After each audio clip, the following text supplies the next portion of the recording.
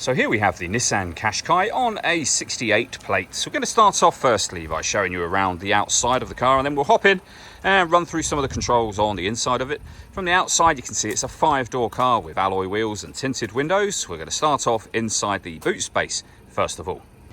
As we approach the back of the car, you can see we have reversing sensors, plenty of boot space along with that 60/40 split folding rear seat, should you wish to increase this space even further. And then these two tray sections both lift and remove. They can even be used to divide the boot up as well.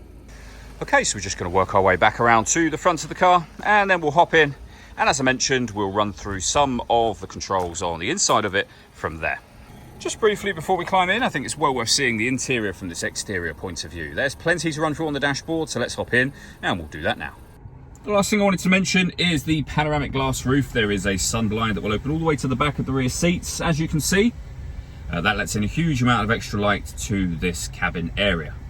Okay, now that we're inside the car, we're going to start with the dials. On the left-hand side, we have the rev counter and coolant temperature gauge. On the right-hand side, the speedometer and fuel gauge. In the centre, you can see the total miles for the car. They are 61,256. Above that, we have a digital readout for the speedometer. You can change information that's displayed there using buttons on the steering wheel for various different things, as you can see, all the way back around to the beginning again. If we back out to the steering wheel, the buttons I was using are just here. We have our stereo controls surrounding that. We have cruise control, speed limiter and phone controls all on the right hand side. Into the center next, the main touchscreen. We've got the setup menu, an info menu, nav menu, and then the map itself displayed just there. It's a full color display. Very easy system to use. Once you've used the physical buttons, it does all become touchscreen, so you can see just there, for example. Over on this side is where we will pair our phone, access our AM, FM and DAB radio, our CD player, auxiliary input and Bluetooth audio, so you can stream your music wirelessly once you've paired your phone. You can see it says camera just there. If I pop the car into reverse, we have a reversing camera and a bird's eye view image of where the car is parked right now. You can get a front facing camera and that same bird's eye view, or a front facing camera and the front passenger side wheel. So very easy to park with the cameras and parking sensors, but it's also got autonomous parking. So it can parallel park just here and perpendicular park for you. It will find a space big enough.